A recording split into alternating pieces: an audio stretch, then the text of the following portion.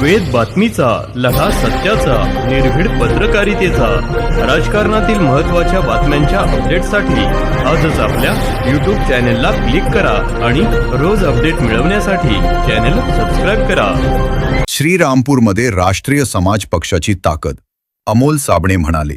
निवडणुकांसाठी सज्ज. राष्ट्रीय समाज पक्षाच्या श्रीरामपूर तालुका पदाधिकारी व कार्यकर्त्यांची बैठक उत्साहपूर्ण वातावरणात पार पडली. श्रीरामपूर येथील VIP गेस्ट हाऊस सभागृहात आयोजित करण्यात आलेल्या या बैठकीत संघटन बळकटी, कार्यकर्त्यांचे मार्गदर्शन तसेच आगामी राजकीय घडामोडींवर सविस्तर चर्चा करण्यात आली. या बैठकीस प्रमुख मार्गदर्शक म्हणून प्रदेश उपाध्यक्ष डॉक्टर प्रल्हाद पाटील व राज्य कार्यकारिणी सदस्य सय्यद बाबा शेख उपस्थित होते. त्यांनी कार्यकर्त्यांना मार्गदर्शन करत पक्ष संघटन अधिक मजबूत करण्याचे आवाहन केले. बैठकीदरम्यान अमोल साबणे यांची अहिल्यानगर लोकसभा जिल्हाध्यक्षपदी नियुक्ती करण्यात आली.